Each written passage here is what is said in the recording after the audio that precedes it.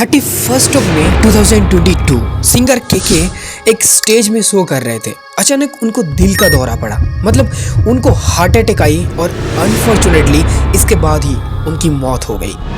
अक्टूबर 29, 2021 famous actor Puneet राजकुमार सिर्फ 46 years as में एक सडन कार्डियक अरेस्ट से गुजर गया।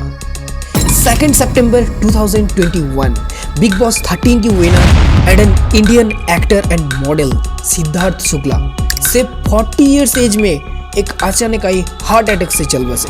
और ठीक इसी तरीके से ऋतुराज सिंह, राजू श्रीवास्तव, राजीव कपूर और ऐसे बहुत सारे सेलिब्रिटी की मौत प्रेजेंट ईयर्स में आई अचानक हार्ट अटैक से हुई। गौर करने वाली बात तो यह है कि ये सारे इंसान लगभग मिडिल एज के ही थे, 40, 50 या 60 के बीच में। पर इनके बारे में मैं आपको क्यों बता रहा हूँ, वैक्सीन के साथ इनका क्या रिलेशन है, इसका आंसर आपको वीडियो में आगे जरूर पता चल जाएगा। पर उससे पहले याद करिए साल 2019 को, जब पहली बार चाइना में कोरोना का नाम सामने आया और 2020 आते आते कोरोना एक पैंडेमिक का रूप ले लिया। लगभग हर एक कंट्री में लॉकडाउन लगाया गया इंक्लूडिंग इंडिया। इन सिचुएशन में दुनिया के बहुत सारे देशों में वैक्सीन बनाने की काम शुरू हुआ। उनमें से ब्रिटेन में ऑक्सफोर्ड एंड एस्ट्राजेनेका कंपनी के द्वारा बनाया गया वैक्सीन को मंजूरी दिया गया। बाद में एस्ट्राजेनेका की इसी फॉर्मूला का यूज करके सीरम इंस्टीट्यूट ऑफ इंडिया में कोविशील्ड नाम का वैक्सीन को बनाया गया। लगभग कोविशील्ड की 175 करोड़ डोजेज लोगों को दिया गया। पर यहाँ पर एक गड़बड़ वैक्सीन में अब निकल के आया। एक वैक्सीन को बनाना और पब्लिकली उसको लॉन्च करना इतना ज़्यादा आसान नहीं है। इसमें वैक्सीन के जो ट्रायल पीरियड रहते हैं उसमें बहुत टाइम लगता है, क्योंकि कोई भी वैक्सीन किसी भी इंसान को देने के बाद उस इंसान में क्या रिएक्शन होता है, क्या साइड इफेक्ट होते हैं, कि इन सारी चीज़ों को धीरे धीरे एनालाइज किया जाता है बहुत सारे स्टेजेस के थ्रू। और एकदम लास्ट स्टेजेस में अगर कोई भी side effect and negative reaction अगर नहीं देखने को मिलता, तब जाके पूरी तरीके से एक वैक्सीन को अलाउ किया जाता है पब्लिक में देने के लिए। पर कोविशील्ड के साथ ये प्रोसेस पूरा हुआ ही नहीं था। AAP प्रोसेस के थ्रू, मतलब एक्सेलरेटेड अप्रूवल प्रोसेस के through clinical stage 1 and clinical stage 2 के बाद ही कोविशील्ड को पब्लिक में लॉन्च कर दिया गया। मतलब इंडिया में जो 4 स्टेजेस होते हैं उसके बदले में सिर्फ 2 स्टेजेस ट्रायल के बाद ही कोविशील्ड को अप्रूवल दे दिया गया था। जब 2020 में एस्ट्राजेनेका द्वारा ब्रिटेन में फर्स्ट इस वैक्सीन को लॉन्च किया गया था, तब कंपनी ने क्लेम किया था वैक्सीन पूरी तरीके से सेफ है, इसका कोई साइड इफेक्ट नहीं है। Even WHO World Health Organization भी इसको सेफ कहा था। पर इस वैक्सीन को देने के बाद ही मार्च 2021 में इसका एक न्यू साइड इफेक्ट साइंटिस्टों को पता चला।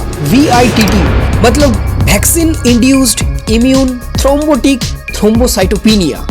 2021 में ब्रिटेन का रहने वाला जिमी स्कॉट ने यूके कोर्ट में एस्ट्राजेनेका के ऊपर केस फाइल कर दिया कि वैक्सीन को लेने के कुछ दिन बाद ही उनके ब्रेन में ब्लड क्लॉट फॉर्म हुआ और इससे उनकी जान का खतरे में आ गई। और सिर्फ जिमी स्कॉट ही नहीं, बल्कि यूके में और भी बहुत सारे लोग एस्ट्राजेनेका के ऊपर केस फाइल किया है। अब जब जिमी स्कॉट ने ये केस फाइल किया था यूके कोर्ट में, तब एस्ट्राजेनेका इस फाइल के अगेंस्ट बात की और इस एलिगेशन को डिनाई कर दिया था। पर इसके 1 साल बाद खुद एस्ट्राजेनेका कंपनी ये मान लिया है कि कुछ स्पेशल केसेस में वैक्सीन के साइड इफेक्ट हो सकता है एंड इससे लोगों में TTS का खतरा बन सकता है। TTS का मतलब है दोस्तों थ्रोम्बोसिस विथ थ्रोम्बोसाइटोपिनिया सिंड्रोम।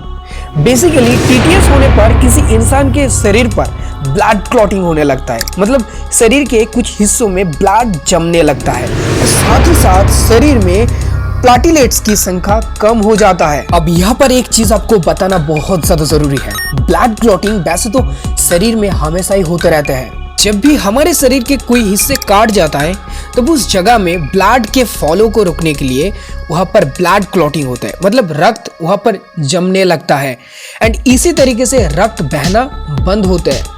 पर यही प्रोसेस शरीर के लिए एक खतरा बन जाता है अगर आर्टिलरी एंड वेन के अंदर without any reason blood clotting होता है, क्योंकि तब ये जमा हुआ रक्त लिक्विड ब्लड को शरीर के अंदर बहने से रोकता है और इससे ही heart attack and brain haemorrhage की खतरा बन जाता है, जो कि बहुत ही ज्यादा खतरनाक होता है, डेंजरस होता है। पर वैक्सीन के वजह से ब्लड क्लॉटिंग क्यों हो रही है? इस चीज को समझने के लिए आपको ये समझना बहुत ज्यादा जरूरी है कि एक वैक्सीन को किस तरीके से बनाया जाता है और वो हमारे शरीर में काम कैसे करते हैं। तो आप सबको पता है बेसिकली हमारे शरीर में किसी भी एंटीजन के अगेंस्ट एंटीबॉडी बनता है और यही एंटीबॉडी बाहर से आया एंटीजन को खत्म कर देता है। पर जब कोई भी नया वायरस या कोई भी एंटीजन जब नया आता है तो हमारे शरीर के अंदर एंटीबॉडी पहले से मौजूद नहीं रहता, बल्कि हमें किसी भी तरीके से शरीर को ये इन्फॉर्म करना पड़ता है कि एक न्यू एंटीजन या फिर कुछ भी वायरस वगैरह सराउंडिंग्स में आई है। पर अब हम शरीर को कैसे बताएं कि कौन सी एंटीजन परिवेश में नया आया है, सराउंडिंग्स में नया आया है और शरीर को कौन सी एंटीबॉडी बनाने की जरूरत है। इसके लिए हमें किसी भी तरीके से हमारे शरीर के अंदर बाहर के एंटीजन को इनपुट करना होता है और इसका ही एक प्रोसेस है वैक्सीनेशन। बेसिकली वैक्सीन एक प्रकार का कंपाउंड होता है जो कि बनाया जाता है किसी वायरस की नॉन लिविंग फॉर्म को यूज करके, मतलब वायरस को इनएक्टिव रखा जाता है ताकि ये इनएक्टिव वायरस हमारे शरीर में जाए और हमारे शरीर को इस नए वायरस या एंटीजन के बारे में पता चले। हमारे immune system basically B cell and T cell एक नए प्रकार का एंटीबॉडी फॉर्म करने में कैपेबल हो जाए और अगली बार जब ओरिजिनल लिविंग वायरस शरीर के अंदर आए तब शरीर में पहले से ही मौजूद एंटीबॉडी इस वायरस को खत्म कर दे। कोरोना वायरस के साथ भी इसी प्रोसेस से वैक्सीन को बनाया गया था और इस वैक्सीन को बनाने में चिंपैंजी का ब्लड में पाया गया एक प्रकार एडिनो वायरस का यूज किया गया था, क्योंकि ये जो एडिनो वायरस होता है वो ह्यूमन बॉडी के लिए खतरनाक नहीं होते। इसमें सिर्फ कुछ खांसी, जुकाम या फिर कुछ फीवर ही आते हैं। पर एक्चुअली में इस वैक्सीन की एक साइड इफेक्ट रिसेंट डेज में ये निकल के आया कि ये वैक्सीन ब्लड में मौजूद एक प्रोटीन जिसका काम है ब्लड में गांठे या क्लॉट नहीं बनने देना, उसी प्रोटीन को आके ये वैक्सीन अब अटैक करने लगा और इसी प्रोटीन के डेफिशिएंसी की वजह से ब्लड में क्लॉटिंग हो रहा है, जिसके रिजल्ट में आर्टिलरी में ब्लड जमा हो रहा है और इसमें हार्ट अटैक और ब्रेन हेमरेज हो रहा है। अब यहाँ पर लोगों में टीटीएस होने का प्रोबेबिलिटी कितना है ये जान लेते हैं। तो ये थोड़ा सा ध्यान से समझ लीजिए कि इसका पॉसिबिलिटी बहुत ही कम है।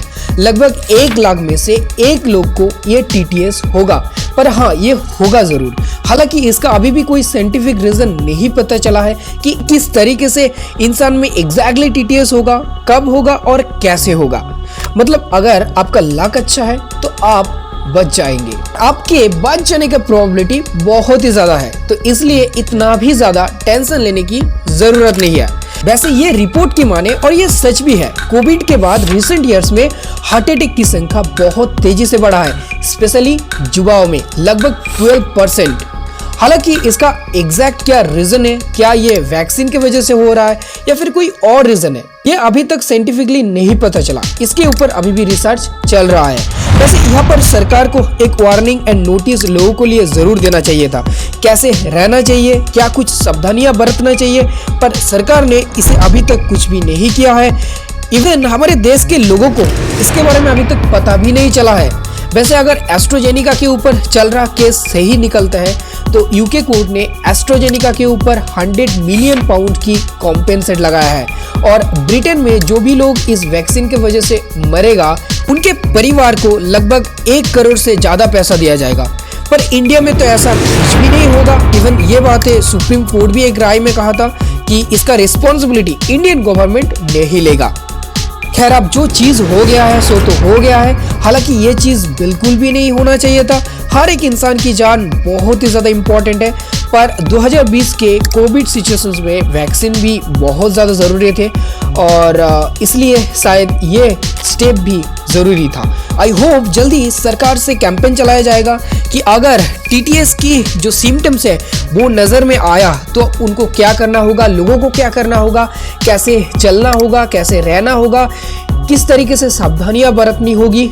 इन सारे इम्पोर्टेंट टॉपिक पर हमारे इंडियन गवर्नमेंट नज़र देंगे। मंदिर और रिलीजन के इस टॉपिक को फिलहाल के लिए थोड़ा सा साइड में रखा जा सकता है क्योंकि अभी बहुत सारे बड़े बड़े काम बाकी है जो कि अभी करना है। आई होप आपको ये इन्फॉर्मेशन पसंद आई है। एक रिक्वेस्ट है, वीडियो को शेयर जरूर कीजिएगा क्योंकि ये बहुत ही एक सीरियस टॉपिक है एंड इम्पॉर्टेंट है, इसीलिए लोगों को इसके बारे में जानना बहुत ही ज़्यादा ज़रूरी है। वीडियो अगर पसंद है आपको तो एक लाइक ज़रूर कर दीजिएगा और ऐसे इन्फॉर्मेटिव वीडियोस के लिए हमारे साथ बने रहिए, हमारे चैनल को सब्सक्राइब करके। तो मिलते हैं इसकी नेक्स्ट वीडियो में, तब तक के लिए आप स्वस्थ रहिए, सावधान रहिए। जय हिंद, जय भारत।